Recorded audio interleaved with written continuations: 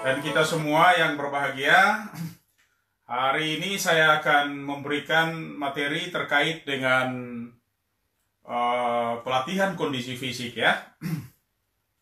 Jadi kita ketahui bahwa bicara tentang kepelatihan, kita tidak bisa hanya membahas teorinya doang, atau kita juga tidak bisa hanya membahas prakteknya doang, tetapi kita harus bahas baik teori maupun praktek, sehingga kedua-duanya berkolaborasi secara baik. Ya. Dan baik teori maupun praktek, otomatis kita akan bicarakan persoalan fisiknya bagaimana, persoalan tekniknya bagaimana, persoalan taktiknya bagaimana, dan persoalan mentalnya bagaimana. Untuk sampai pada sebuah latihan kondisi fisik yang baik yang kita harapkan berada di posisi sini, maka kita membutuhkan sejumlah prinsip latihan untuk mendukung performa kita, untuk mendukung performa atlet, untuk menjadi yang terbaik. Nah, dan untuk mendukung latihan kondisi fisik kita yang baik, maka otomatis kita membutuhkan prinsip-prinsip yang banyak ini. Ada prinsip overload, ada prinsip reversibility, ada prinsip specificity, ada prinsip perkembangan menyeluruh, spesialisasi, individual, prinsip beban latihan yang di dalamnya berisikan volume, intensitas, densitas, durasi, frekuensi. Kemudian kita juga harus dan prinsip-prinsip relaksasi. Ketika semua prinsip itu kita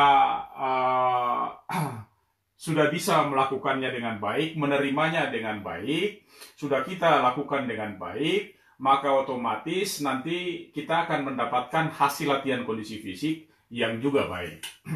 Ini materi paparan kita terkait dengan itu. Di latihan kondisi fisik itu ada kondisi fisik yang sifatnya utama dan ada kondisi fisik yang sifatnya sebagai penunjang hasil daripada join dua anggota fisik yang lain. Nah, misalnya di sini kita punya kondisi fisik utama. Berapa kondisi fisik utama yang teramat penting itu? Ya, sebenarnya yang utama itu ada 3 ya, yaitu daya tahan, kekuatan, dan kecepatan. Daya tahan, kekuatan, dan kecepatan itu harus atau wajib juga kita kolaborasikan dengan yang namanya latihan flexibility. Maka ketika 3 aspek penting tadi, daya tahan, kekuatan, kecepatan, kita kawinkan dengan flexibility, maka otomatis kita akan menghasilkan yang namanya koordinasi yang sangat baik. Dan ketika kita mengkolaborasi semuanya itu, maka kita akan mendapatkan unsur-unsur juga yang lain ya. Kita tahu secara menyeluruh yang 3 komponen penting tadi, daya tahan, kekuatan, dan kecepatan, masing-masing dapat ditingkatkan sesuai dengan proporsinya. Kita tidak bisa memaksakan lebih daripada itu. Teori membuktikan, hasil-hasil penelitian membuktikan, bahwa kecepatan itu, meskipun kita latihan sampai babak belur, dia meningkat hanya 10%. Selanjutnya, untuk latihan kekuatan, ya, itu bisa ditingkatkan sampai 300%. Sementara latihan yang paling banyak bisa ditingkatkan itu adalah daya tahan. Ya. Jadi daya tahan bisa ditingkatkan sampai 700%. Dalam proses pelatihan sendiri, nanti kalau kita mau latihan daya tahan, kita kolaborasi dengan kelentukan. Kita latihan kekuatan, kita kolaborasi dengan kelentukan. Kita latihan kecepatan, kita juga kolaborasi dengan kelentukan. Sehingga pada akhirnya kita mendapatkan sebuah koordinasi gerak yang baik. Nah, tentu saja koordinasi gerakan ini akan sangat penting. Cabur, terutama karate, yang di dalamnya berisikan kompetisi yang sangat kompleks, membutuhkan keterlibatan seluruh komponen kondisi fisik. Ya, apa-apa saja itu? Banyak. Ya, ada daya tahan, kekuatan, kecepatan, power, stamina, daya tahan, kekuatan, koordinasi, ada reaksi, ada antisipasi reaksi, ada balancing. Itu semua adalah komponen-komponen kondisi fisik yang ketika tadi empat faktor tadi, komponen fisik utama tadi dikolaborasikan, maka 11 yang lain yang besar itu kita dapatkan. Bagaimana kira-kira komponen itu akan dikolaborasikan? Kalau dilihat di sini ya, yang tadi utama itu kan cuma tadi ada 3 itu ya, ditambah dengan yang di tengah adalah kelentukan. Jadi ada daya tahan, kekuatan, kecepatan. Kalau kita lihat di situ, kalau kita kawinkan antara daya tahan di sini dengan kekuatan, maka otomatis yang kita dapatkan di sini adalah strength endurance. Strength endurance itu apa? Strength endurance itu sama dengan daya tahan kekuatan. Ketika kita kawinkan kekuatan maksimal atau maksimum strength dengan maksimum speed atau kecepatan maksimal, maka yang dihasilkan adalah speed strength.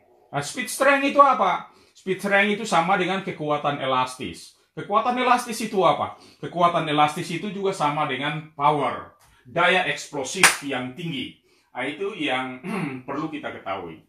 Dan ketika maksimum speed itu atau kecepatan maksimal itu kita kawinkan dengan kekuatan maksimal, maka daya tahan maka kita akan mendapatkan yang namanya speed endurance. Speed endurance itu apa? Nama lain daripada stamina. Maka jangan buru-buru melatih stamina sebelum orang memiliki kekuatan, ada daya tahan umum, dan orang memiliki kecepatan umum. Sama halnya seperti jangan buru-buru kita melatih power kalau kita belum memiliki daya tahan umum dan belum memiliki kecepatan dan kita belum memiliki maksimum strength. Sama halnya juga kita tidak bisa mendapatkan strength endurance atau daya tahan kekuatan kalau kita belum memiliki endurance yang bagus dan belum memiliki maksimum strength yang bagus. Maka hal-hal ini, faktor-faktor inilah yang harus kita perhatikan secara menyeluruh. Nah, keterkaitan kondisi fisik kalau ya kita kaitkan masuk ke dalam di sini, kita lihat di situ. Ada perkawinan strength dan endurance, maka kita dapat muscular endurance, ya. Ketika kita kawinkan speed dengan coordination, maka kita dapatkan agility. Kita kawinkan koordinasi dengan flexibility, kita dapatkan mobility, mobilisasi gerak yang bagus, gitu. Ketika kita kawinkan antara maksimum strength dan maksimum speed, maka kita dapat power, kita juga dapat agility, ya.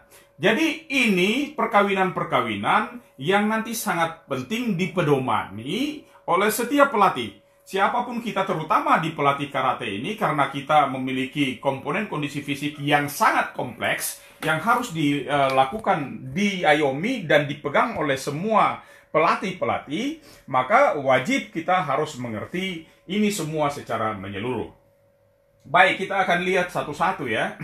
Ini kita mulai misalnya dengan endurance, ya. Apa itu endurance?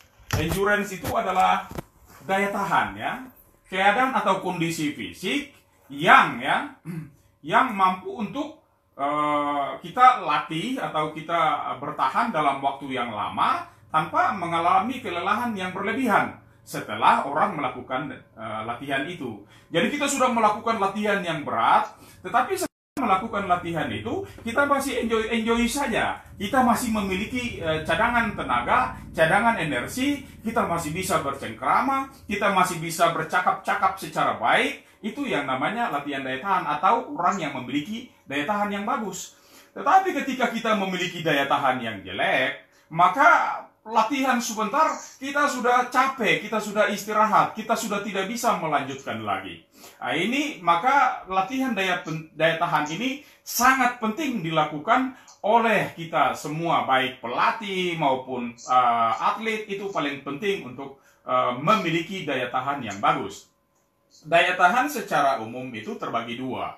Ada daya tahan aerobik, ada daya tahan anaerobik. Daya tahan aerobik itu ya itu bentuk-bentuk latihan yang kalau ditinjau dari kalimatnya, bahasanya adalah aero atau oksigen atau udara, maka sambil kita berlatih, kita bebas mengkonsumsi oksigen. Nah, itu artinya apa? Artinya bentuk-bentuk latihan yang dapat dilakukan dengan tenaga yang tidak terlalu banyak, dengan kecepatan yang tidak tinggi, sehingga orang kemudian masih bisa bertahan. Latihan ini misalnya, contoh bentuk-bentuk latihan seperti apa itu? Ya, kita bisa bersepeda yang santai-santai saja, ya dalam jangka waktu satu jam juga bisa, 2 jam juga bisa, gitu. Kita bisa jogging perlahan-lahan. Kita juga kalau orang yang sudah tidak mampu, untuk orang tua-tua misalnya usia 50 ke atas, yang tidak mampu lagi untuk jogging, bisa jalan saja dalam jangka waktu yang panjang. Kita juga bisa berenang dalam jangka waktu yang panjang, gitu. Kita bisa jogging, kita bisa bersepeda, dan kita bisa bermain sepak bola dan yang lain-lain dalam intensitas yang tidak terlalu tinggi. Satu hal terkait dengan daya tahan aerobik ini perlu saya sampaikan kepada teman-teman sekalian, para pelatih karate yang saya hormati. Kalau latihan daya tahan ini penting untuk kita, itu kalau atlet yang sudah tidak mampu melakukan, misalnya kita mau jogging 1 jam. 1 jam itu baru jogging 15 menit saja, ada atlet yang sudah tidak mampu lagi melanjutkan. Nah, apa yang harus kita lakukan kepada dia? Ya, apakah kita harus berhenti di situ? Jangan, ya. Kita boleh tetap melanjutkan latihan itu meskipun dia tidak bisa lagi jogging, ya kita suruh dia jalan, gitu. Kalau sudah tidak bisa jalan lagi, suruh berhenti sebentar. Suruh berhenti sebentar, lanjutkan lagi. Kalau tidak bisa lari, jalan. Kalau tidak bisa jalan, berhenti. Setelah berhenti napasnya bagus, jalan lagi atau jogging lagi. Nah, itu namanya kita sedang melatih daya tahannya, tidak apa-apa. 1 jam hari ini, saya berlatih 1 jam hari ini untuk daya tahan. Atlet kita ya yang 1 jam itu baru 15 menit, dia sudah jalan, sudah tidak kuat lagi. Tidak apa-apa, biar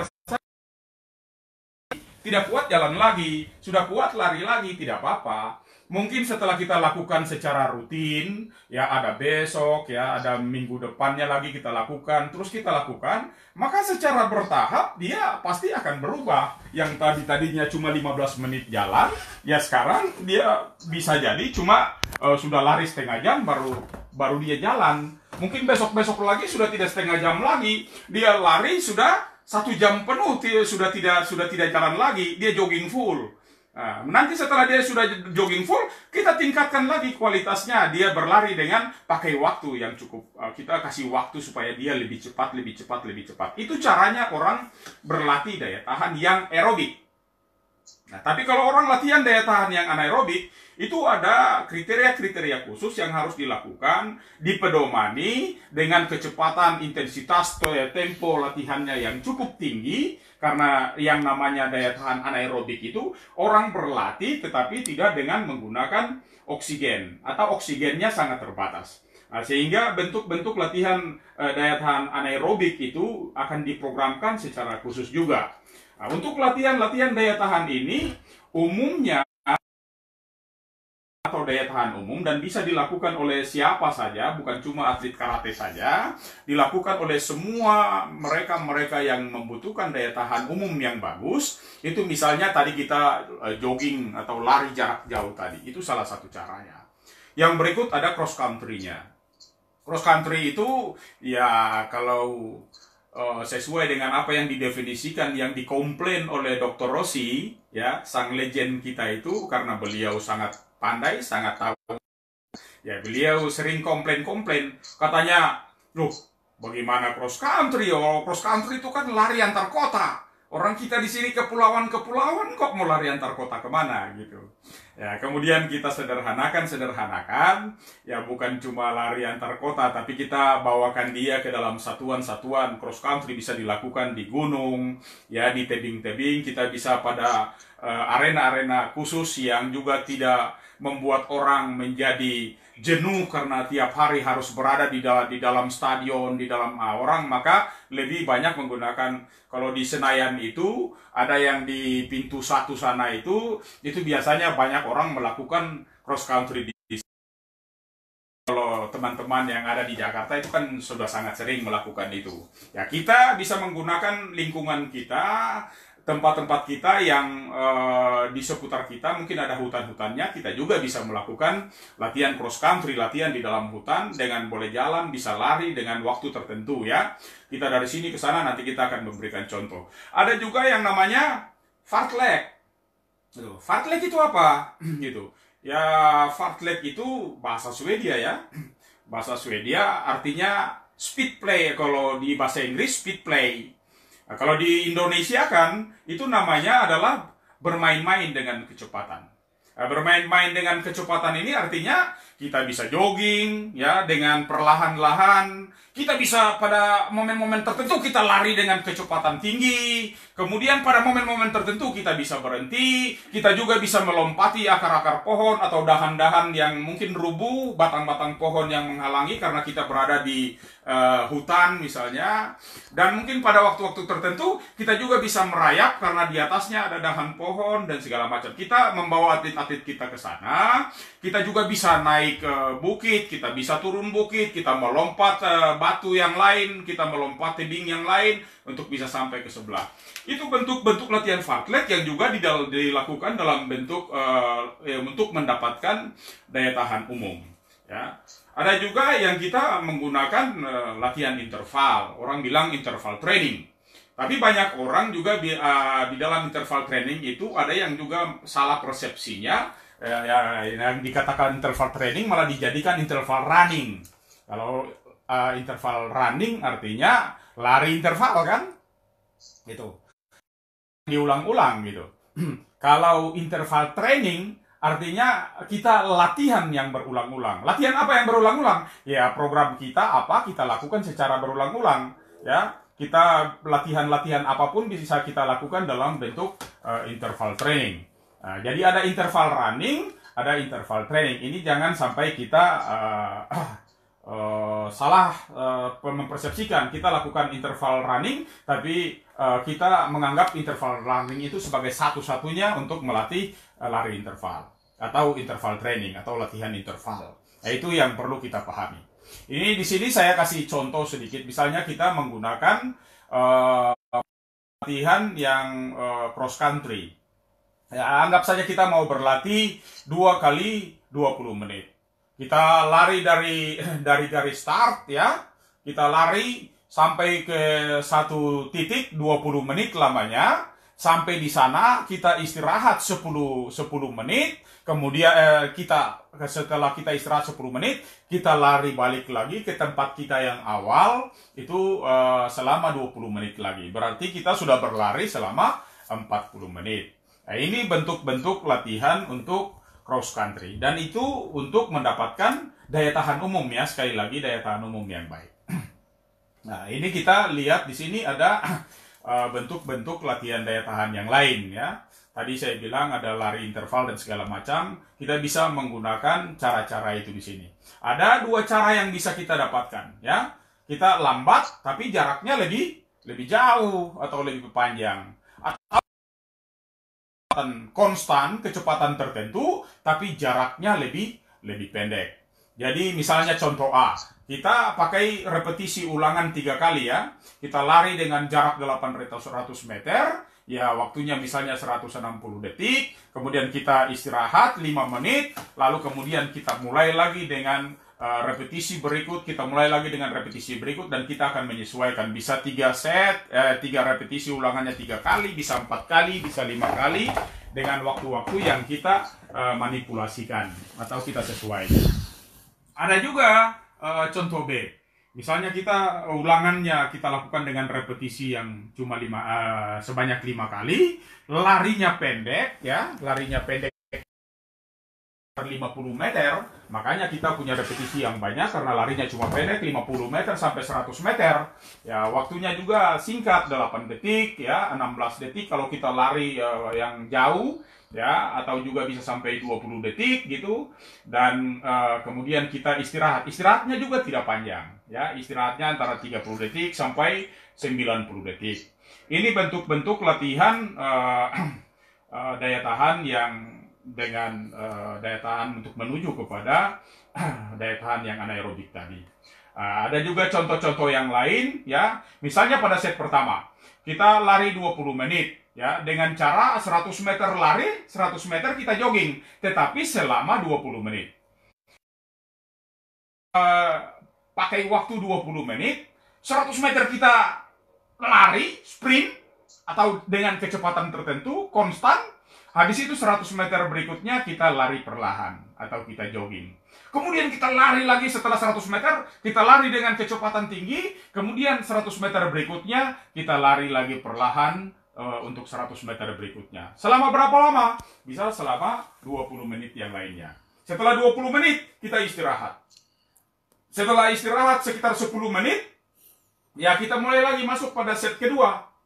Ya, kita lari tetap dengan waktunya 20 menit, tetapi dengan cara lari yang pertama yang kecepatan konstan itu kita tingkatkan. Tadi cuma lari 100 meter, ya sekarang kita naikkan menjadi 200 meter. 100 meternya kita jogging secara perlahan-lahan saja. Dan ada lagi teknik-teknik yang lain, nanti materinya mungkin nanti saya kasih supaya bisa dilihat, dipelajari, sehingga nanti secara bertahap akan kita pahami. Karena kalau dengan memberikan materi dengan saya dengan waktu yang sangat terbatas begini, maka teman-teman sekalian juga tidak bisa mengikuti. Ada juga yang perlu kita perhatikan, ya, ketika kita sudah memiliki daya tahan yang baik, ya, maka setelah itu kita perlu untuk memperbaiki daya tahan kita itu menjadi stamina. Jadi daya tahan sudah kita punya dulu, baru kita mulai merubah dia menjadi stamina. Ketika kita punya daya tahan yang sudah bagus tadi, kemudian kita mulai gabung dengan latihan kecepatan tadi, artinya latihan daya tahan tapi dengan waktu yang semakin, maka dengan sendirinya kita akan mendapatkan stamina yang bagus. Ada kunci-kunci yang lain, ya. Misalnya ada 4 kunci ini kita bisa menggunakan untuk meningkatkan dari daya tahan menjadi stamina. Pertama, misalnya kita jadi latihannya kita tingkatkan. Kalau biasanya cuma latihan dengan 40-50%, kita coba tingkatkan dengan 60% dan seterusnya. Nah, ini artinya kita tingkatkan kualitas latihannya. Intensitas itu adalah kualitas. Intensitas itu hanya dengan melalui mengukur denyut nadi untuk mengetahui berapa denyut nadi maksimal kita dan seterusnya. Kemudian yang kedua adalah meningkatkan volume. Volume itu macam-macam, ya. Bisa isinya berapa, bisa jaraknya berapa, beratnya berapa, tingginya berapa, dalamnya berapa, jauhnya berapa, panjangnya berapa, itu semua volume, gitu. Jadi kalau volume terkait dengan lari, maka yang perlu kita atur adalah berapa jarak harus kita tambah. Kalau kemarin misalnya kita lari 10 kilo, mungkin kita tingkatkan menjadi 11 kilo, atau kita tingkatkan menjadi 12 kilo, atau kita tingkatkan menjadi 15 kilo, itu berarti kita tingkatkan volumenya. Ya. Tapi bisa juga kita, volume kita misalnya cuma 10 kilo, lari jauh tadi itu. Tapi yang pertama kita bisa jalan, bisa lari. Kalau sekarang kita sudah menggunakan waktu, jadi kecepatannya kita tingkatkan secara bertahap. Ada juga yang lari tempo. Jadi lari dengan kecepatan tertentu, kecepatan konstan dalam arena tertentu untuk hasil yang maksimal. Ya, kita tingkatkan temponya, kita tingkatkan waktunya. Ya, kalau yang tadi panjang-panjang, bisa kita tetap waktu yang panjang tetap sama, waktunya tetap sama, jaraknya tetap sama, tapi waktunya yang kita mepetkan. Artinya mereka akan berlari lebih cepat. Gitu. Yang berikut, maka harus juga ditunjang dengan yang namanya kekuatan otot. Nah, kekuatan otot yang tadi pasti sudah ada di latihan kekuatan. Ketika latihan kekuatan itu kita lakukan untuk menguatkan otot-otot tertentu, ya, menguatkan otot perut. Jangan pikir bahwa orang lari jadi cuma kuatkan otot-otot tungkai saja. Tapi orang lari itu orang juga harus menguatkan otot-otot perut. Sama di dalam karate, ketika kita tendang saja, kita pikir bahwa hanya kita latihan kekuatan hanya untuk kaki saja. Tidak benar juga, karena orang untuk mengangkat kaki dan bisa menendang dengan bagus, itu ada kekuatan dari togok sini, otot perut dan otot-otot togok, itu sangat mendukung performance kita dalam hal melakukan latihan kekuatan tadi. Jadi salah satu bentuknya adalah memperkuat otot-otot. Bagaimana caranya memperkuat otot-otot? Dengan latihan beban. Bagaimana bentuk latihan beban? Nanti kita akan bahas secara lebih khusus gitu. Nah, yang berikut kita kaji latihan kekuatan, ya. Apa itu kekuatan ya? Jadi kalau orang bilang kekuatan itu kemampuan untuk melawan tahanan, ya, atau strength endurance atau daya tahan kekuatan, dan ada power atau kekuatan elastis tadi. Jadi tiga itu semuanya untuk kita latihan beban. Kita atur ya, set repetisi resistensinya kita atur, sehingga yang mana yang mau kita latih jangan sampai keliru ya. Untuk latihan kekuatan maksimal ini bebannya ringan, repetisinya yang banyak, artinya ulangannya banyak ya. Jadi kita bisa menggunakan beban yang ringan saja dengan berat badan sendiri melakukan ya latihan-latihan internal itu untuk beban-beban internal ya. Kita bisa menggunakan beban dalam dan bisa menggunakan beban luar. Bebannya ringan, repetisinya yang banyak ya. Jadi menunjuk pada lamanya waktu atau lamanya pengulangan secara simultan dalam melawan beban dari beban yang kita gunakan itu gitu. Yang berikut adalah kekuatan elastis ya. Kekuatan elastis itu apa? Tadi yang namanya kekuatan elastis yang power itu ya. Jadi power. Nah, bagaimana cara melatih power itu? Kalau kita melatih power, perbandingannya bebannya tidak maksimal ya, bebannya optimal, sedangkan ulangannya juga optimal, tetapi kecepatannya penuh.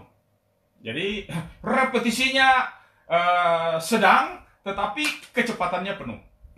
Jadi ini yang untuk kita dapatkan power. Jadi kalau misalnya kita push up yang biasa ya, yang biasa kita lakukan push up 1, 2, power. Ini perbandingan secara menyeluruh. Otomatis kita tahu bahwa orang latihan maksimum strength berarti orang latihan dengan beban berat, repetisinya sedikit. Kalau orang latihan dengan beban ringan, repetisi banyak, berarti orang melatih strength endurance atau daya tahan kekuatan.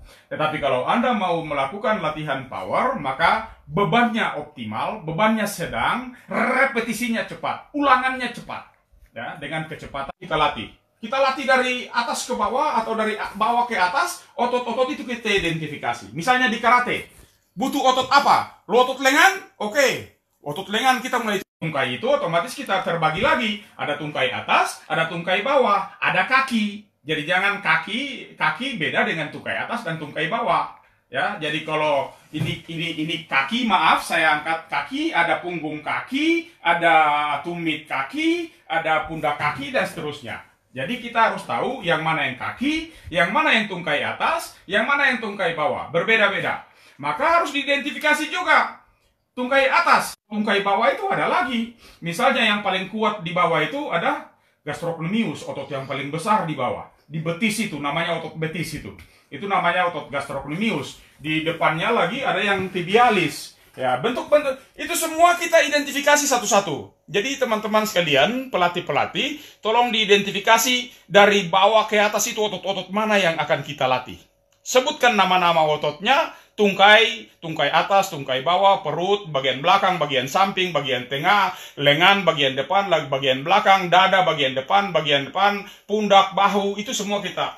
Baru kemudian kita ukur satu-satu dengan memberikan 1 RM, mencari 1 RM. Beban-beban itu misalnya saya untuk kekuatan otot lengan, saya pakai bench press. Saya tidur, telentang, terus saya angkat. 1 kali. Mau 2 kali sudah tidak bisa lagi, ya? Atau 2 kali masih tetap bisa, 3 kali mau jalan lagi sudah tidak bisa. Maka kita kurangkan bebannya karena kita tambah bebannya karena bebannya ringan. Kita tambah misalnya 2,5 kg sebelah, 2,5 kg sebelah. Kita angkat lagi. Puak, 1 kali. Puak, mau 2 kali sudah tidak bisa lagi. Nah, kalau mau 2 kali sudah tidak bisa lagi, maka catat beban itu sebagai beban 1 RM atau beban ya semua kita identifikasi, baru kemudian kita cari 1 RM-nya. Wah.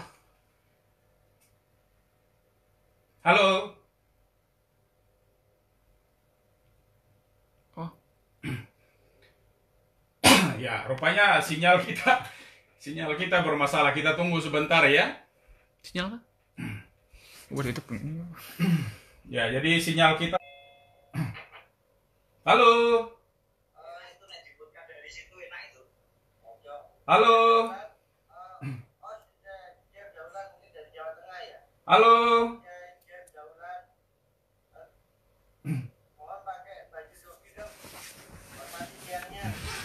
Halo. Bisa mendengarkan saya kah?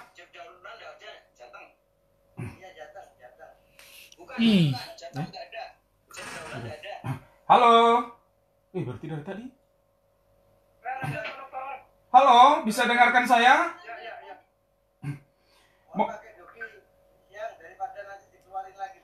Halo? Mohon maaf, dari tadi dengar apa enggak ya? Oh, sorry. Soalnya ini ada putus, saya kemudian mic-nya mute, saya pikir sudah nggak dengar gitu loh.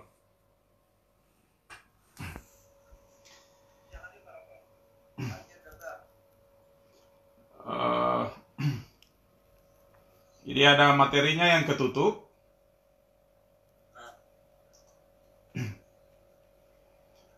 Coba materinya Dr. Rossi yang tampil.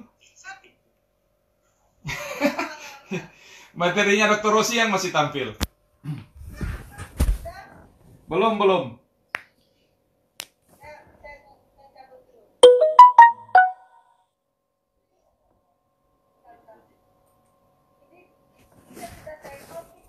Oke, saya coba share ulang ya. Sudah bisa kah?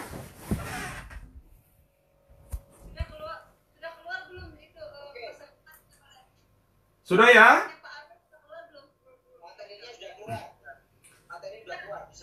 Materi keluar, suara dengar? Wow, kalau begitu kita nyanyi dulu. Baik, terima kasih. Kita lanjut ya. Oke. Jadi itu tadi semua itu yang secara iptek itu kita butuhkan. Tetapi tentu saja yang mengikuti coaching klinik hari ini tidak semua kita berasal dari kota ya.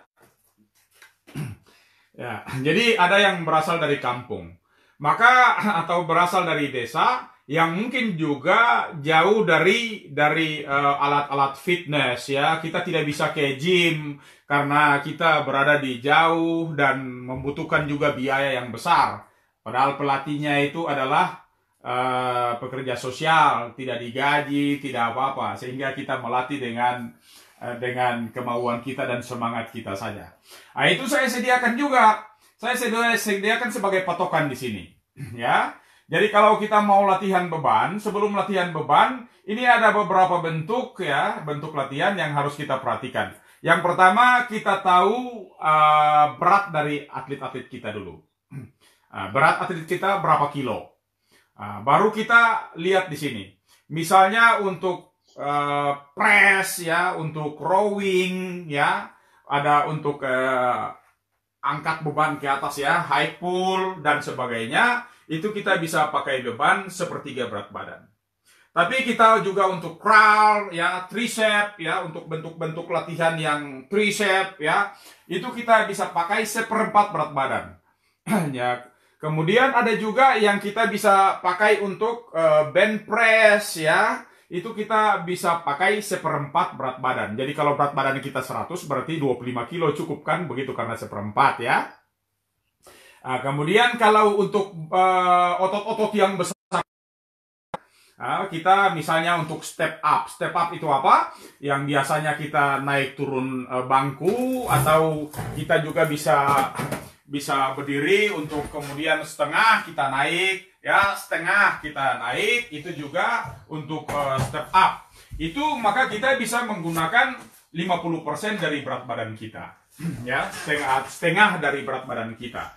Maka otomatis yang pertama syaratnya adalah harus mengetahui berat badan dari masing-masing atlet kita. Ada catatan di situ, ya. Beban latihan yang hanya bisa kita angkat 1 atau 2 kali saja sebenarnya tidak berguna. Terutama untuk karate. Karena kita bukan atlet angkat berat.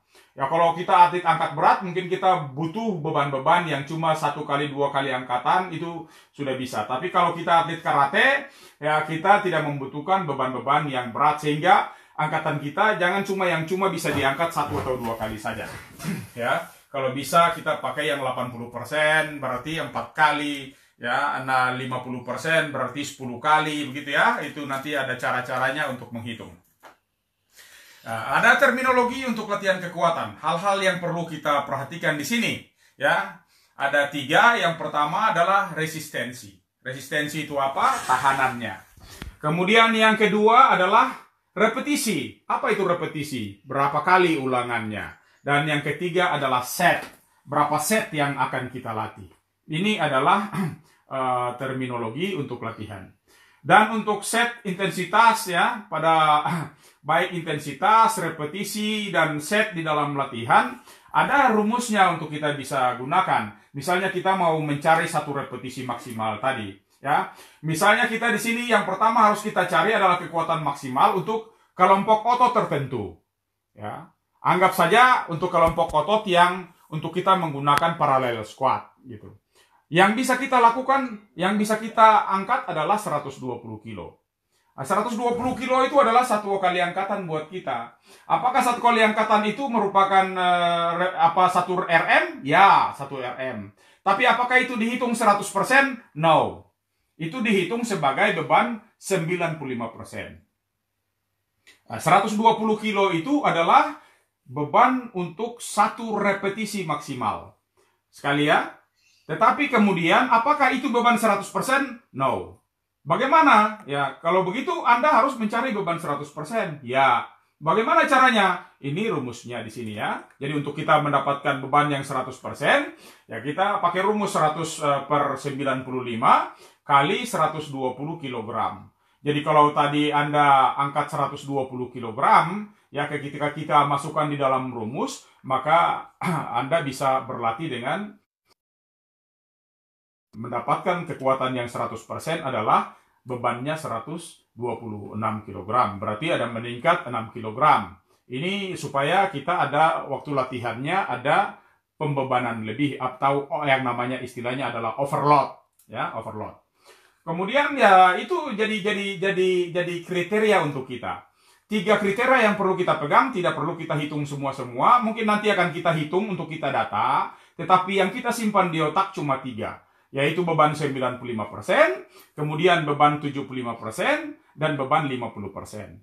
Mengapa? Karena itu merupakan standar, kita hitung-hitungannya bisa gampang. Kalau itu sebagai patokan, maka kita naik, kita turun, kita bisa tahu. Maka di otak kita, kalau 75%, 75/100 kali 126 yang tadi sudah kita dapat di atas, maka kita akan berlatih 75% dengan beban 94,5 kg hanya untuk parallel squat. Nah, kalau kita berlatih 50%, berarti rumusnya kita pakai 50/100 kali 126 kg tadi, maka otomatis kita berlatih dengan 65 kg.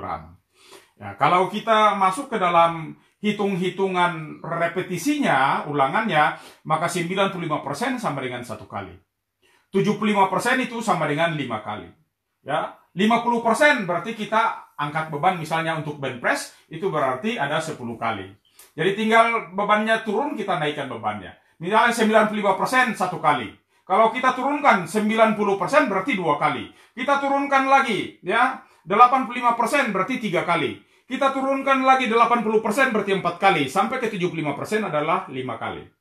Nah, begitupun kalau kita hitung dari 75% ke bawah, 75% adalah 5 kali. Ya, berarti 60 sama dengan 6 kali. Ya, 55 sama dengan 7 kali. 50 jadi hitung terus ke bawah, otomatis sampai 50% sama dengan 10 kali ulangan atau repetisinya adalah 10 kali. Itu contoh-contoh. Nah, di sini untuk orang latihan beban ada 2 metode yang biasa kita gunakan, yaitu ada metode hipertrofi dan ada metode neural. Jadi ini ada 2 cara yang bisa kita gunakan ya. Ciri-ciri dari orang latihan hipertrofi itu apa? Hipertrofi artinya kita melatih untuk membuat otot-otot kita menjadi besar. Penting untuk karate? Tidak terlalu penting. Ya. Karena di karate tidak membutuhkan otot yang besar-besar untuk membunuh orang. Ya. Kalau kita melatih otot yang besar-besar itu, power kita besar, tapi pukulan kita menjadi lambat. Maka di karate tidak terlalu disarankan untuk membuat otot-otot menjadi membesar. Itu malah melambatkan kita untuk melakukan gerakan. Nah, ciri-ciri dari metode untuk latihan hipertrofi ini adalah apa? Ya, yang pertama, beban latihan. Ya, jadi beban latihan ringan ya, antara 30% sampai dengan 60% dari kekuatan maksimal yang tadi kita sudah dapatkan satu repetisi tadi itu. Kemudian yang kedua, repetisinya banyak. Jadi dari 30% berarti kan sudah 14 kali ya. Kalau 60% berarti 8 kali. Jadi Anda berlatih antara 8 sampai 14 kali. Itu untuk meningkatkan membuat otot-otot kita menjadi besar. Jadi bebannya itu antara 30 sampai 60. Jadi kalau di dalam latihan maka kita angkat bebannya itu antara 8 kali sampai 14 kali. Bagaimana untuk iramanya? Waktu mengangkatnya caranya bagaimana? Apakah harus cepat ataukah harus lambat? Kontraksinya harus perlahan. Jadi kalau Anda latihan bench press misalnya, Anda tidak boleh angkat cepat-cepat, tapi pak 1, ya, balik turun 1, pak 2, turun lagi, pak 3. Itu kontraksinya perlahan. Maka dengan demikian otot-otot Anda akan membesar, ya. Kalau Anda untuk latihan karate, saya pikir tidak perlu untuk membuat otot membesar. Yang kedua adalah metode yang digunakan untuk meningkatkan kekuatan maksimal. Tadi adalah metode neural, ya. Metode neural itu ciri-cirinya apa? Intensitasnya tinggi, ya. Intensitasnya tinggi 75% sampai dengan 80%. Jadi kalau 75% tadi berapa? Sama dengan 5 kali. Kalau 80% berapa kali repetisi? Ya sama dengan 4 repetisi. Jadi intensitasnya tinggi ya, antara 75 sampai 80%. Kemudian repetisinya sedikit, ulangannya sedikit, dan gerak kontraksinya cepat. Jadi kalau saya tetap pakai contoh bench press misalnya, ya Anda cuma antara 4 kali sampai 3 sampai 4 kali angkatan, tapi geraknya cepat ya, 4 sampai 5 kali angkatan, tapi geraknya cepat. Ya angkat, pang 1, pang 2, pang 3, pang 4, pang 5. Itu berarti Anda menggunakan metode neural. Jadi itu untuk terkait dengan metode neural. Nah, ciri-ciri metode neural tadi itu ya, sudah sama.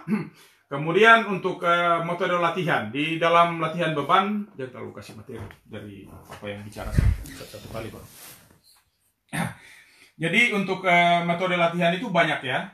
Ada banyak yang kita gunakan, ada metode set block ya. Ada metode piramid ya. Ada metode superset. Ada juga metode split routines, ada metode burnout ya, atau bakar sampai habis, sampai kehabisan tenaga. Atau juga kita menggunakan metode sirkuit, latihan sirkuit itu berpindah-pindah, dan untuk latihan pliometrik. Ya, pliometrik ini banyak orang latihan untuk untuk power. Dan itu biasanya sudah dekat-dekat pertandingan baru orang gunakan itu. Jadi kalau masih jauh-jauh pertandingan, orang membentuk otot dulu, membangun otot. Membangun otot apa? Ya membangun otot dengan dengan dua metode tadi itu. Untuk mendapatkan apa? Untuk mendapatkan maksimum strength. Kalau untuk power kita nanti setelah dekat-dekat pertandingan ya periode persiapan khusus sampai periode prakompetisi, kompetisi kita masuk di metode-metode latihan untuk meningkatkan power. Ya, ini ada beberapa cara untuk orang latihan beban ya. Ada misalnya yang tadi saya sebutkan tadi itu salah satu contohnya gambarannya seperti ini. Ya misalnya ada 5 set ya. Kemudian masing-masing 10 repetisi.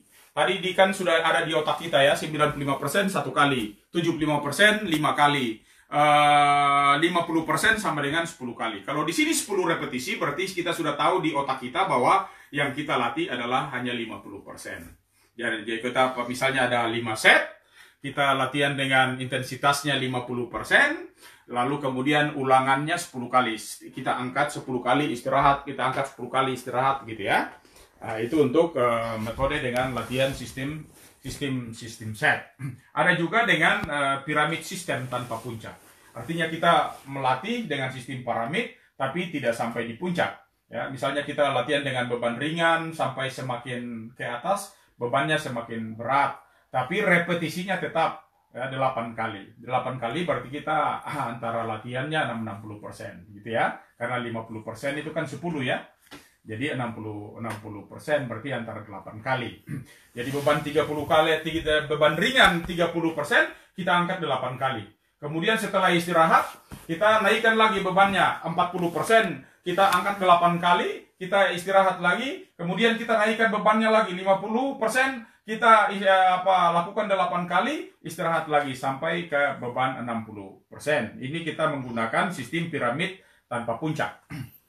Nah, ada juga kita menggunakan sistem set dengan 8 set ini ya. Misalnya kita pakai 8 set. Ada set 1 sampai set 8 dengan latihan 80%, maka ulangannya cukup 4 kali saja. Nah, ini akan cocok buat kita untuk mendapatkan latihan-latihan power yang bagus ya. Ya. Ada juga latihan dengan piramid ya, latihan piramid dengan puncak. Kalau tadi tanpa puncak, maka yang sekarang ada piramid dengan puncak. Ya, piramid dengan puncak artinya apa? Dengan beban yang optimal tadi sampai beban maksimal, ya sampai cuma dari 5 kali angkatan.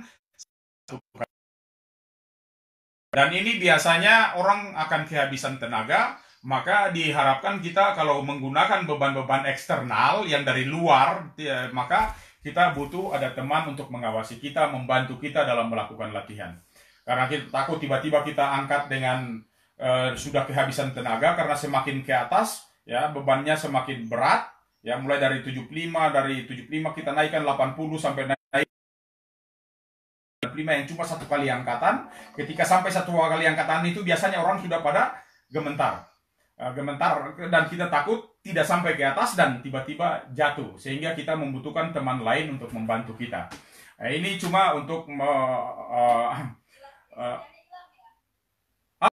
jadi itu yang terkait dengan jenis-jenis latihan beban ya atau metode-metode latihan beban. Jadi ada latihan set ya pakai beban set, ada yang piramid tanpa puncak, ada yang dengan piramid, ada yang metode bakar habis ya atau burn out, ada metode plyometric, ada metode untuk sirkuit. Itu semua bisa kita gunakan. Nah, di sini sebenarnya kalau Anda bisa melihat saya, maka sebenarnya saya tampilkan yang metode sirkuit. Mengapa di sini metode latihan sirkuit menjadi penting di situ? Karena banyak orang melakukan latihan sirkuit ini keliru. Mengapa keliru? Banyak latihan beban di sini. Misalnya untuk lengan, habis itu lengan lagi, habis itu lengan lagi, maka otot-otot itu akan menjadi lelah.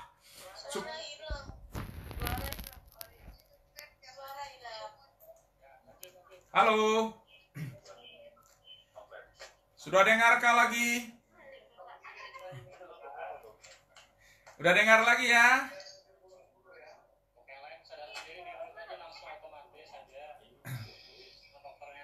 Halo.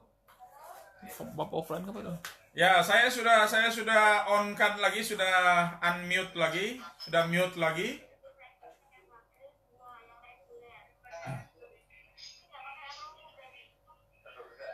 Bisa dengar saya? Mute lagi. Halo. Bisa dengar ya? Oke, baik. Tampilannya belum keluar ya? Waduh. Baik, mudah-mudahan mendengar saja akan bisa. Kita pakai ini sekarang situasi yang luar biasa. Maka metode latihan macam-macam, bisa dengan suara, bisa dengan mimik, bisa dengan kode, bisa dengan sentuhan. Sekarang anggap saja kita lagi buta. Maka kita gunakanlah kuping kita untuk bisa mendengar dan merefleksikan apa yang saya katakan. Bisa ya? Ya, siap. Oke. Selanjutnya, di sini ada sebenarnya saya share yang namanya metode latihan sirkuit. Metode latihan sirkuit ini yang antik menurut saya, karena biasanya banyak yang dilakukan kesalahan oleh para pelatih, adalah otot yang sama diulang secara terus-menerus tanpa berhenti, sehingga otot itu mengalami kelelahan. Maka seharusnya di dalam latihan sirkuit itu kita latihan otot yang berganti-ganti. Kalau misalnya sudah otot lengan, maka pada pos berikut kita tidak pakai lengan lagi. Yang pos berikut kita mungkin untuk otot perut dengan otot perut. Mungkin yang berikut lagi kita pakai otot tungkai. Kemudian yang berikut lagi kita pakai otot punggung. Nah, kenapa tidak perut langsung punggung, tapi perut ke tungkai dulu? Karena otomatis ketika otot perut bagian depan kita latih, maka otot punggung juga ikut terlatih. Meskipun dia untuk kontraksi yang konsentris atau kontraksi yang eksentris, tetapi dia tetap terlibat. Sehingga di dalam metode nanti kalau Anda dapat materi saya kasih warna yang sama. Misalnya saya gunakan 8 pos. Pos 1 itu khusus untuk latihan otot lengan. Maka pos 2 kita tidak lagi untuk latihan otot lengan, tapi kita gunakan otot perut. Pos 3 kita gunakan otot tungkai. Pos keempat kita pakai otot punggung. Baru pos kelima kita kembali lagi pada otot lengan. Dia berulang lagi seperti itu. Sehingga otot lengan jangan capek, kita pindah ke perut. Perut jangan capek, kita pindah ke kaki atau ke tungkai. Tungkai supaya jangan lelah, kita pindah lagi ke punggung. Setelah punggung kita kembali lagi ke lengan. Jadi ini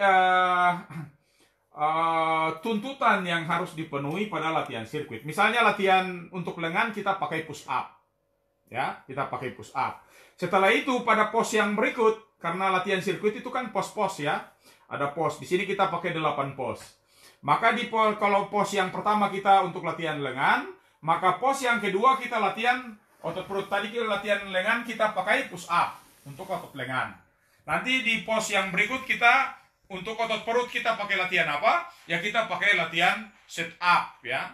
Nah, kemudian untuk otot tungkai, kita pindah pada pos yang berikut adalah latihan otot tungkai. Di latihan otot tungkai kita latihan apa? Ya kita misalnya dengan squat jump ya, atau latihan squat dengan beban, itu bisa. Nah, setelah itu pada pos yang keempat kita latihan otot-otot punggung. Misalnya dengan tangan di belakang atau tangan cukup di samping dan kita melakukan back up ke belakang. Nah, dan masih ada bentuk-bentuk latihan yang lain. Nanti setelah itu kita kembali lagi pada lengan lagi. Lengan habis itu kembali ke perut, perut kembali ke tungkai, tungkai kembali lagi ke punggung, punggung kembali lagi ke lengan.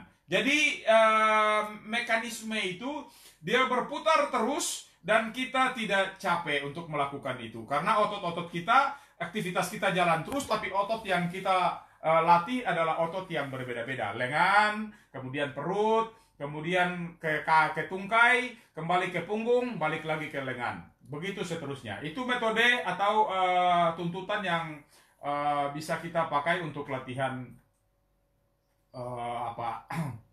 latihan sirkuit ya. Nah, yang berikut kita masuk pada kecepatan, ya. Kecepatan itu apa? Itu kemampuan untuk melakukan gerakan baik sejenis maupun tidak sejenis, ya, dalam waktu yang sesingkat-singkatnya. Jadi kalau gerakan yang sejenis artinya orang lari atau orang melakukan tendangan, ya.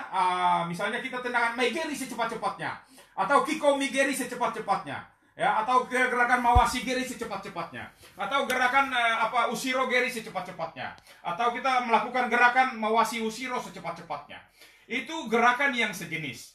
Tapi bisa juga pakai gerakan yang tidak sejenis. Saya bukan apcaki, maksud saya pikir ini taekwondo ini ya. Misalnya saya Maegeri, kemudian saya langsung Oisuki sama Chudansuki misalnya. Itu berarti gerakan yang tidak sejenis, tapi saya lakukan secepat-cepatnya. Ini yang dimaksudkan dengan definisi latihan kecepatan. Jadi ada kecepatan seluruh tubuh, ada kecepatan anggota-anggota badan tertentu, dan juga ada yang namanya kecepatan reaksi. Nah, kecepatan reaksi ini di dalamnya juga berisi ada refleks, ada terkait dengan waktu reaksi, dan juga terkait dengan antisipasi reaksi. Jadi kecepatan itu ya ada dua ya, ada kecepatan aerobik dan ada kecepatan anaerobik. Kecepatan yang anaerobik itu terbagi dua lagi. Kecepatan anaerobik itu ada yang kecepatan anaerobik laktik dan ada kecepatan anaerobik alaktik. Anaerobik laktik artinya waktu kita melakukan aktivitas latihan secepat-cepatnya, kita tidak mengkonsumsi oksigen tetapi menghasilkan asam laktat. Itu berarti anaerobik laktik, ya, atau anaerobik laktisit. Tetapi ada yang kita melakukan gerakan, misalnya Chudansuki secepat-cepatnya, ya, tetapi kita tidak menghirup oksigen, lalu kita juga tidak menghasilkan asam laktat. Itu berarti kita melatih kecepatan yang alaktisit atau melatih kecepatan yang alaktik. Itu artinya kita melakukan latihan kecepatan, tidak mengkonsumsi oksigen, tetapi tidak menghasilkan asam laktat. Supaya karena latihannya itu tidak mengkonsumsi oksigen, maka waktunya tidak bisa lama-lama. Waktunya antara 0 sampai 4 detik. Jadi 1, 2, 3, 4, stop. Istirahat lagi. Kemudian setelah itu fight, 1, 2, 3, 4 detik, istirahat. Itu berarti kita melatih anaerobik yang alaktisit. Nah, artinya kita melatih anaerobik yang tidak menghasilkan asam laktat. Dan itu dari mana kita menggunakan, bagaimana orang berlari atau orang melakukan pukulan tanpa mengkonsumsi oksigen.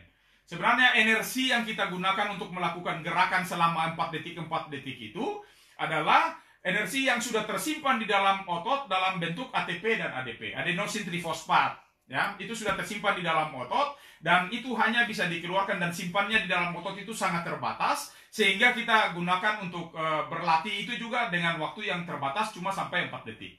Jadi kita bisa berlatih yang anaerobik alaktisit itu antara 0 sampai 4 detik, dan kita bisa melatih antara 4 detik sampai 10 detik kalau kita menggunakan yang anaerobik laktisit. Ya, jadi itu bentuk-bentuk latihan kecepatan. Jadi kalau sekali lagi misalnya nanti Anda pakai pukulan yang katakanlah Anda pakai kuda-kuda tengah dan Anda melakukan pukulan Oisuki, ya, Oisuki atau Chudansuki atau secepat-cepatnya. Itu hanya kita lakukan selama 4 detik ya. 1, 2, 3, 4. Kita istirahat 4 detik lagi. 1, 2, 3, 4. Kita fight lagi. 1, 2, 3, 4. Istirahat lagi. 1, 2, 3, 4. Mulai lagi. 1. Ya, itu berarti kita melatih yang anaerobik alaktisit. Ya. Tidak menghasilkan asam laktat. Kalau mau ringan, itu tadi 4 detik fight, 4 detik istirahat. 4 detik fight, 4 detik istirahat. Tapi kalau Anda mau yang lebih ringan, bisa 1:2. Misalnya Anda fight 4 detik, istirahatnya 8 detik. Anda fight 4 detik, istirahatnya 8 detik. Atau Anda mau yang lebih ringan lagi, 1:3.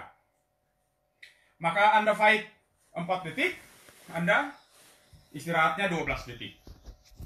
Itu dilakukan dalam bentuk apa saja yang kita kehendaki. Katakanlah untuk pukulan, katakanlah untuk tendangan, ya, katakanlah untuk koordinasi gerak. Semuanya bisa digunakan 0 sampai 4 detik atau pakai sampai 0 sampai bisa pakai 10 detik. Itu yang untuk latihan kecepatan. Sedangkan cara-cara untuk melatih kecepatan macam-macam, ya. Kita bisa lari uphill. Uphill itu apa? Lari naik bukit. Ya. Yang tidak boleh panjang-panjang, mungkin 10-15 meter. Karena tadi cuma 4 detik itu ya, 4 detik sampai 10 detik, jangan panjang-panjang. Ya, kita uphill. Naik tanjakan. Kemudian kita juga bisa downhill. Kita lari turun gunung atau lari turun bukit. Mengapa? Dengan tujuannya adalah ketika orang lari turun bukit, itu ada frekuensi gerak yang dipercepat. Ada frekuensi gerak yang kita dipaksa untuk melakukan gerakan secepat-cepatnya, gerakan kaki, sehingga kita bisa turun bukit. Gitu.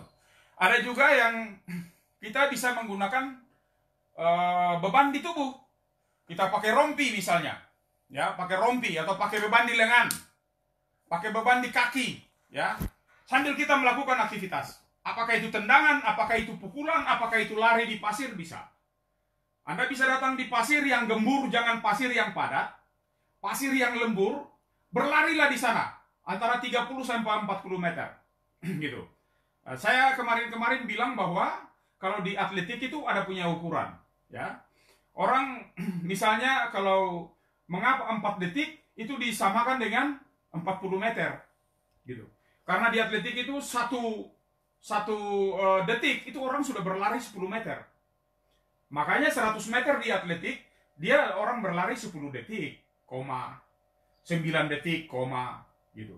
Tapi kalau kita yang karateka ini, ya mungkin tidak sampai sebegitu. Maka kita bisa berlari 100 meter, mungkin sudah antara 14, 15, bahkan 16 detik. Kita 1 detik tidak bisa 10 meter seperti orang atletik. Tapi 1 detik mungkin kita antara 5 sampai 6 meter. Nah, tapi kita tidak harus melakukan itu untuk berlari. Karena bisa kita lakukan itu untuk pukulan. Kita bisa lakukan itu untuk tangkisan, berbagai variasi tangkisan. Kita juga bisa melakukan itu untuk berbagai bentuk tendangan.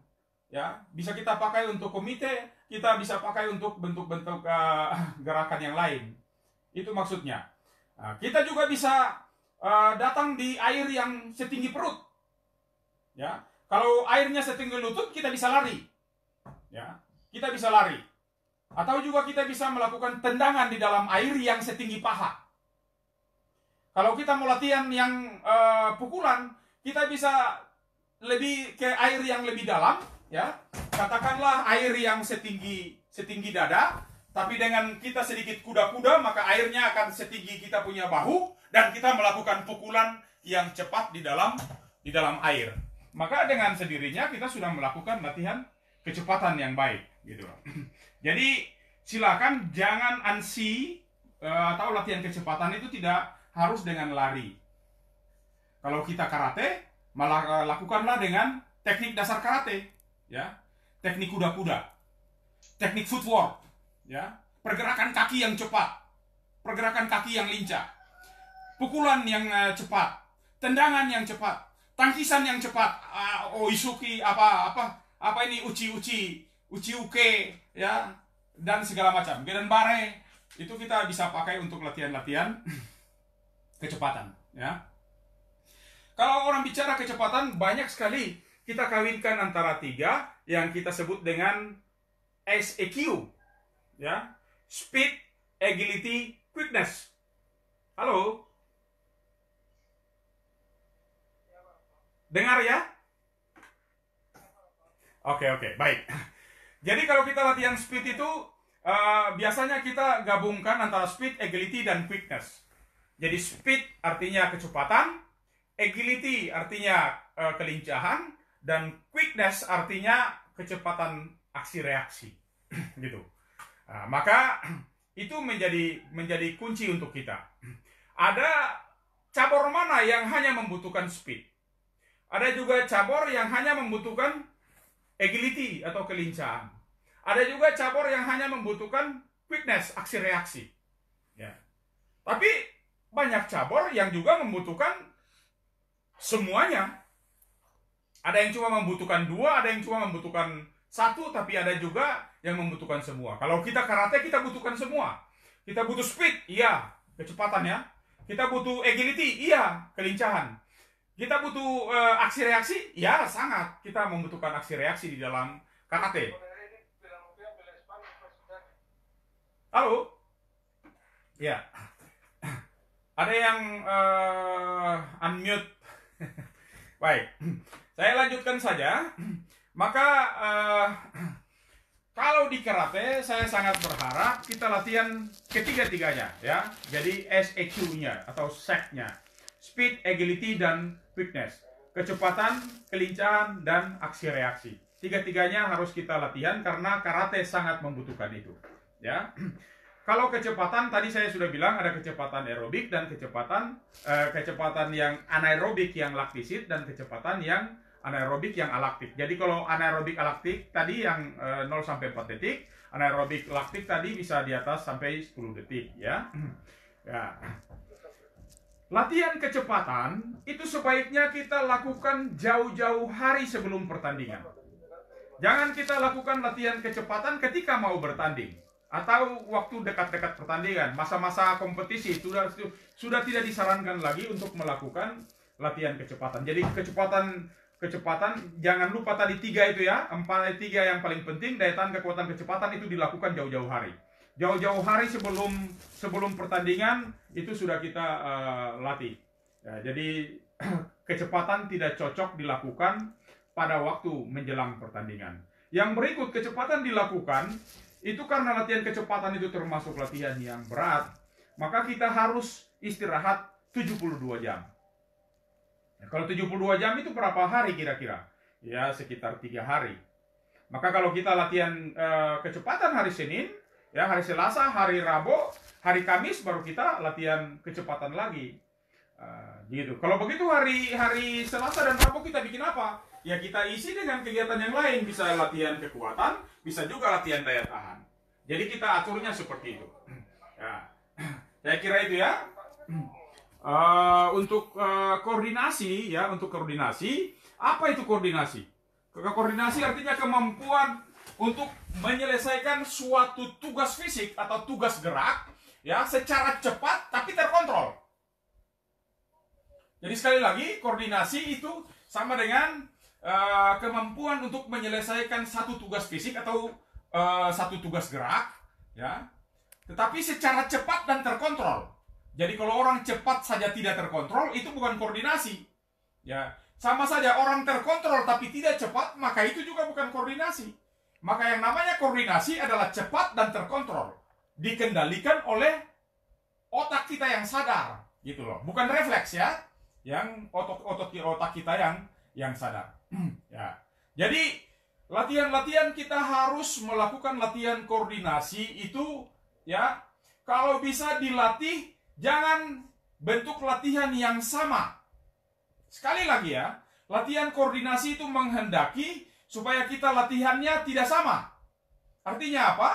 Artinya hari ini kalau kita latihan koordinasinya mata tangan, koordinasi itu ada latihan antara mata dan tangan ya, koordinasi. Ada juga mata dan kaki ya. Ada juga mata, kaki dan tangan, tiga-tiganya koordinasi, kolaborasi sekaligus. Bagaimana meramu tugas geraknya? Meramu tugas geraknya itu tergantung keahlian dari pelatih. Hanya saja saya ingatkan sekali lagi, bentuk latihan koordinasi itu jangan dilakukan berulang-ulang setiap hari dengan bentuk gerak yang sama. Mengapa? Ketika kita melakukan bentuk gerak yang sama, maka kita sudah menghafal. Ketika kita sudah menghafal, maka itu tidak ada lagi latihan koordinasi, tapi sudah hafalan. Maka latihan koordinasi sewajibnya atau sewajarnya kita lakukan itu dengan bentuk latihan yang selalu berubah-ubah. Selalu berubah-ubah. Hari ini begini, besok kita rubah lagi, lusa kita rubah lagi. Supaya otak ini terus dilatih untuk apa yang disarankan oleh pelatih. Gitu. Nah, jadi membentuk reaksi itu tidak murni melatih koordinasi, tidak murni koordinasi saja yang kita dapat. Tapi melatih koordinasi, maka di dalamnya implisit Anda juga melatih aksi, melatih reaksi. Ya. Juga Anda melatih antisipasi reaksi. Ya. Ada beda ya antara antisipasi reaksi dan reaksi. Kalau antisipasi reaksi artinya ini misalnya pukulan yang datang sampai di sini, ya pas mau kenal muka saya minggir sehingga tidak kenal, dia meleset ke sana. Itu berarti antisipasi reaksi kita bagus. Tapi kalau antisipasi reaksi kita jelek, orang sudah pukul di muka ini udah kenal, baru kita mau mengelak sudah tidak bisa lagi karena sudah dipukul di muka. Gitu. Nah, tapi kalau antisipasi reaksi kita jelek, maka orang terlalu lambat misalnya, orang belum pukul kita sudah minggir duluan, maka orang langsung tonjok kena. Ya, itu juga perbedaan-perbedaannya. Maka kita harus tahu perbedaan-perbedaan itu. Latihan koordinasi maupun latihan reaksi dan antisipasi reaksi itu bisa dilakukan secara bersamaan untuk mendapatkan ketiga-tiganya. Jadi kita bisa lakukan latihan untuk mendapatkan ketiga-tiganya itu, ya. Misalnya kita dengan mimik. Dengan mimik tidak pakai suara, ya. Kita dengan bentuk-bentuk gerakan tubuh saja, ya. Kalau saya angkat tangan kiri, kau angkat tangan kanan. Tangan kiri juga. Kalau saya angkat tangan kanan, kau angkat tangan kanan juga. Nah, gitu. Tetapi karena posisi kita berhadap-hadapan, tentu saja kedudukannya berbeda. Kita lakukan secepat-cepatnya, dia mengikut secepat-cepatnya.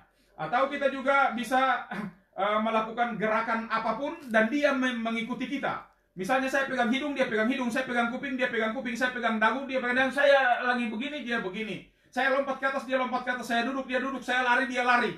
Ya, saya berputar ke kiri, saya berputar ke kanan, dia harus mengikuti saya.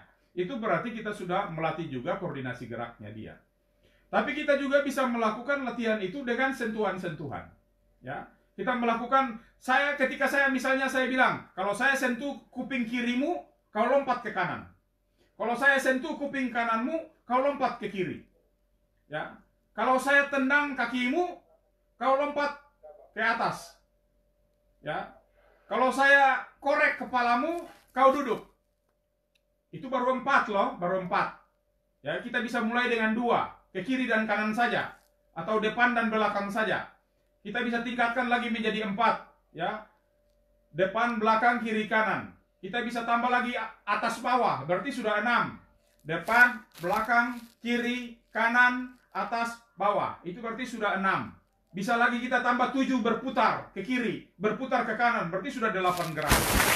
Ya, tinggal Anda tambahkan mulai dari yang paling sederhana ke yang kompleks, maka konsentrasi berpikir anak Anda akan juga mengalami peningkatan secara bertahap.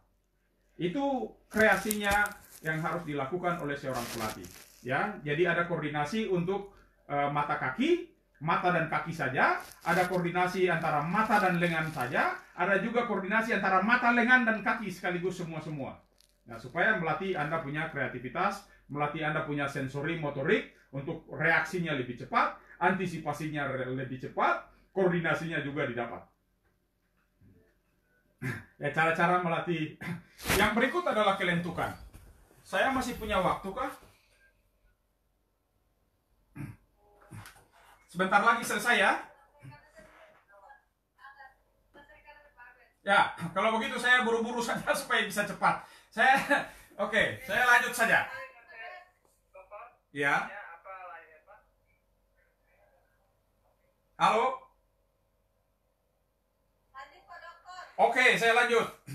Yang berikut adalah kelentukan. Nanti yang tidak sempat saya sampaikan bertanya saja. Kalau yang sudah sempat saya sampaikan ya sudah bagus. Tapi kalau yang tidak sempat karena waktunya cepat, saya harus berpikir cepat, saya harus bergerak cepat, maka pasti ada yang ketinggalan. Yang ketinggalan itu nanti tanya saja. Yang berikut adalah flexibility. Flexibility itu apa? Flexibility adalah kelentukan, atau orang bilang kelenturan, atau kalau bahasa Indonesianya bilang fleksibilitas. Sama saja. Ya pokoknya itu flexibility. Apa itu? Ya kemampuan untuk melakukan gerak dalam ruang gerak dalam ruang gerak sendi yang luas. Ya, kita mampu melakukan gerak dengan yang seluas-luasnya. Itu definisi dari flexibility. Ya, flexibility sendiri dapat berkurang karena bertambahnya usia. Kita menjadi tua, seperti sekarang saya sudah tidak fleksibel lagi. Meskipun saya bisa tendang sampai ke kepala, tapi sudah tidak bisa seperti Dr. Rossi lagi, karena Dr. Rossi itu sudah punya flexibility yang bagus sejak dia lahir gitu loh. Kalau saya enggak, saya biasa-biasa saja. Maka flexibility yang didapat karena latihan itu juga mudah hilang karena kita tidak melakukan latihan. Sekali lagi ya, flexibility yang tidak dibawa dari lahir, flexibility yang dikembangkan waktu kita berlatih untuk mendapatkan flexibility, itu mudah hilang. Kita duduk diam saja antara 15 menit sampai setengah jam, itu flexibility kita sudah hilang setengah bagian. Gitu. Apalagi kalau kita duduk lebih dari 1 jam, flexibility yang kita hasil latihan tadi sudah bisa hilang lebih banyak lagi. Maka yang tidak punya flexibility sejak lahir, seperti saya, misalnya, maka saya harus berlatih flexibility terus, gitu, supaya flexibility saya tetap bertahan. Ya, karena flexibility dapat berkurang karena usia. Ketika orang kedinginan, flexibility juga berkurang. Maka ketika Anda mau bertanding di gedung yang full AC, maka Anda harus tahu mengkondisikan bila mana saya harus mengatur anak-anak saya supaya dia jangan berada di full AC itu, kondisi tubuhnya harus tetap bertahan, atau harus saya tingkatkan, bawa dia keluar, bikin dia suhu tubuhnya naik dulu, sehingga dia betul-betul otot-ototnya sudah siap untuk beraktivitas, gitu ya. Fleksibilitas dapat ditingkatkan melalui latihan peregangan. Ada berapa latihan peregangan? Ya, kalau referensi saya sih 5. Tapi kalau yang berkembang di banyak di buku-buku, banyak yang cuma mengatakan 4. Tapi kalau saya 5, karena ada flexibility itu bisa dilatih dengan metode latihan peregangan statis. Bisa kita latih dengan metode latihan peregangan dinamis. Bisa juga kita latih dengan peregangan pasif. Bisa juga kita latih dengan peregangan PNF. Apa itu PNF? Proprioceptive Neuromuscular Facilitation. Kalau dalam bahasa Indonesia sama dengan kontraksi relaksasi. Ya, ada juga bentuk peregangan yang lain yang dinamakan AIS, Active Isolate Stretch.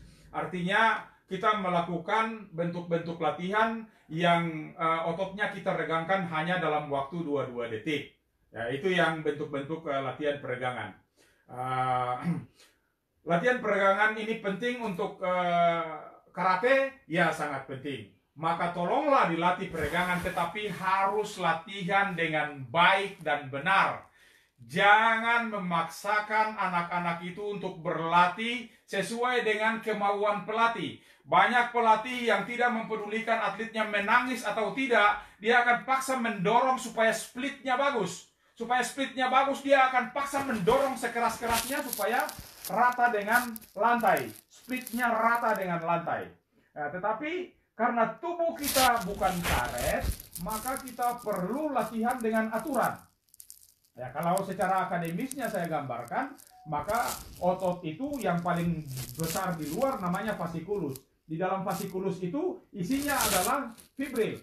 Di dalam fibril itu isinya apa? Miofibril, miofibril, miofibril. Di dalam miofibril itu isinya apa? Ada filamen aktin, ada filamen miosin. Ketika ada stimulus, maka mereka akan saling berkontraksi, saling kait-mengkait, dan kemudian bergerak. Sehingga setiap ada stimulus dari luar maupun dari dalam, karena naluri kita, maka kontraksi akan dilakukan. Ketika kita melakukan kontraksi yang baik adalah ketika kita dalam keadaan rileks. Gitu.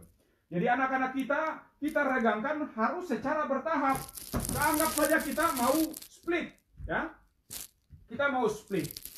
Mau split ketika saya tidak bisa lagi, hanya sampai di sini, ya. Ya, saya mau melakukan split. Kemampuan saya hanya sampai di sini. Maka cukup sampai di sini. Anda bertahan di situ beberapa detik dulu. 5-10 detik Anda bertahan. Setelah 5-10 detik, Anda regangkan lagi, tambah lebar. Bertahan lagi di situ, sudah tidak kuat, tahan di situ. Bertahan di situ 5-10 detik, merasa sudah bisa, regangkan lagi. Maka semakin lama, semakin turun dan semakin turun. Maka dengan sendirinya atlet kita akan memiliki fleksibilitas yang baik. Ini yang paling penting untuk kita. Mengapa kita tidak boleh sekaligus menekan supaya anak itu bisa datar rata-rata dengan lantai? Kalau kita tekan sekaligus, maka yang pertama kemungkinan cedera bisa terjadi berupa apa? Bisa terjadi berupa sprain atau strain, robek ototnya. Atau juga bisa terjadi putus ototnya. Dan kalau sudah putus, sudah cedera, maka itu ketika kita melakukan gerakan yang kompleks dan berat, maka cedera akan kambuh lagi. Ya, mudah-mudahan kita tidak terikat di dalamnya. Kita pakai teknologi yang baru, perkembangan iptek, menyesuaikan supaya latihan kita, atlet kita tidak cedera, tetapi justru sebaliknya menghasilkan prestasi yang baik. Yang berikut adalah agility atau kelincahan. Ya, kelincahan itu apa? Kelincahan adalah kecepatan mengubah arah. Nah, jenis-jenis kelincahan itu bisa dengan kemampuan reaksi, kemampuan adaptasi. Ya. Jadi kecepatan mengubah arah. Saya lari ke sana tiba-tiba belok ke kiri. Saya lari ke sana tiba-tiba belok ke kanan. Ya, saya kombinasi antara pukulan, tendangan dan tangkisan. Kemudian saya lari, saya berbelok arah dan segala macam itu dikembalikan kepada masing-masing pelatihan. Bentuk-bentuk latihan kelincahan yang kayak apa? Bagaimana orang melatih kelincahan? Ya, latihan kelincahan itu tidak boleh lama-lama. Yang kedua, tidak boleh sampai capek. Tidak boleh sampai lelah. Ketika orang sampai lelah, maka kelincahannya semakin jelek. Sekali lagi, latihan kelincahan tidak boleh dalam kondisi lelah. Atau tidak boleh dalam kondisi yang capek. Kondisi yang telah kehabisan tenaga karena sudah latihan yang lain dulu baru latihan flexibility. No, tidak boleh. Ada latihan flexibility, latihan agility, latihan kelincahan, itu waktu keadaan kita masih fresh, keadaan kita masih baik, masih kuat, dan latihan tidak boleh panjang-panjang. 15 detik sudah 10 detik sudah bisa, 10 sampai 15 detik sudah bisa. Jangan lelah. Semakin lelah maka Anda tidak akan mendapatkan agility yang baik, tidak akan mendapatkan kelincahan yang baik. Otak juga. Ketika kita dalam keadaan capek, lelah, otak kita ini punya beban pikir yang banyak, maka kelincahan kita tidak akan bagus. Maka latihlah kelincahan ketika kondisi kita dalam keadaan bugar atau kondisi kita dalam keadaan fit. Latihlah pada awal, jangan pada akhir. Misalnya setelah orang latihan fisik capek dulu baru latihan agility, latihan kelincahan. Jangan, ya. Kalau bisa latihan kelincahan dipisahkan secara sendiri. Bentuk-bentuk latihan kelincahan itu banyak. Bisa dengan shuttle run. Shuttle run itu bisa dengan lari lingkar 8 atau lari bolak-balik.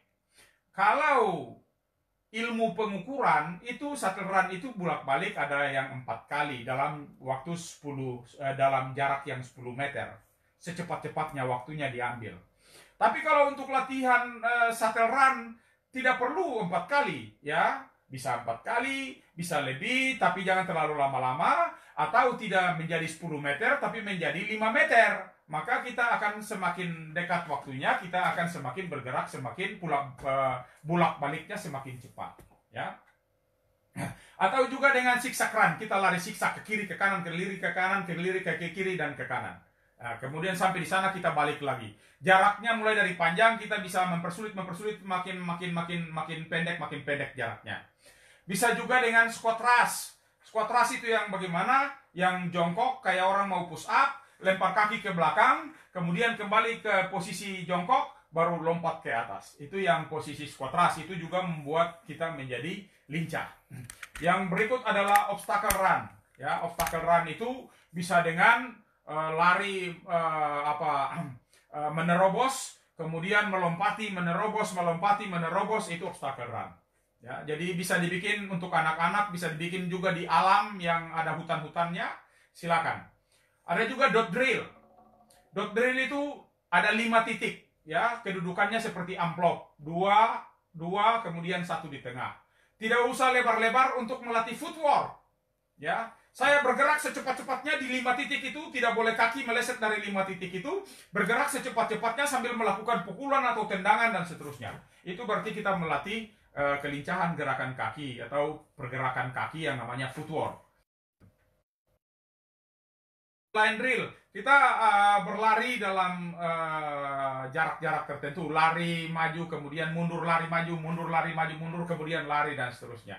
Itu bentuk-bentuk latihan kelincahan. Masih banyak lagi yang lain, ada boomerang run, ada heksagonal, latihan heksagonal, ada macam-macam bentuk latihan kelincahan dipergunakan untuk Anda bisa melatih kelincahan dengan bagus ya. Anda bisa lari, kemudian lari 5 meter, balik 5 meter, lari 10 meter, balik 5 meter, lari 10 meter, balik 5 meter. Atau Anda lari 5 meter, balik badan berputar 360 derajat, lari lagi 5 meter, berputar berlawanan arah 360 derajat, kemudian lari lagi dan balik dan seterusnya. Atau Anda bisa dengan cara-cara yang lain. Yang berikut adalah posisi setimbang, kedua tangan di pinggang, kaki angkat kaki sebelah taruh di lutut, lalu kemudian tutup mata. Ya, itu bisa. Kalau Anda mau latihan yang dinamis, Anda dengan posisi Poirot, kedua tangan membundar di atas kepala, kemudian kakinya dilipat di atas di bagian depan paha, lalu Anda berputar ke kiri, berputar ke kanan, ya. Atau Anda lompat ke titik A, lompat ke titik B, lompat ke titik C, lompat ke titik D, tanpa Anda mengalami gangguan keseimbangan. Maka itu Anda secara bertahap Anda bisa memiliki keseimbangan yang baik.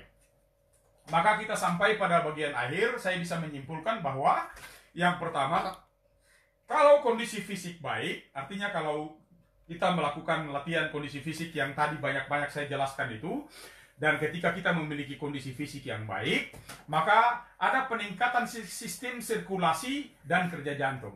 Kerja jantung kita bagus, ya, sirkulasi darah kita bagus, maka metabolisme secara menyeluruh kita akan menjadi baik. Kemudian yang kedua, ada peningkatan kekuatan, daya tahan, kecepatan, stamina, dan lain-lain. Karena ada 11 itu ya. Jadi ada daya tahan, kekuatan, kecepatan, power, stamina, strength, endurance, reaksi, antisipasi, reaksi, koordinasi, balance, itu semua bisa meningkat.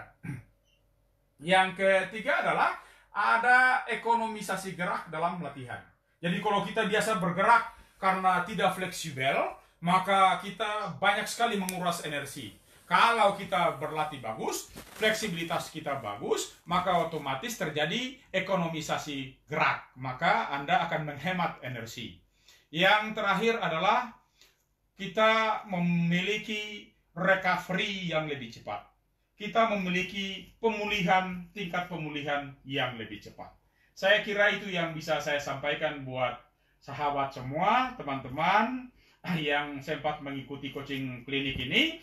Mudah-mudahan yang saya kasih ini meskipun sedikit bisa bermanfaat, dan karena waktunya yang terburu-buru maka tentu banyak yang tidak sempat saya singgung. Mudah-mudahan akan berkembang melalui diskusi kita. Terima kasih.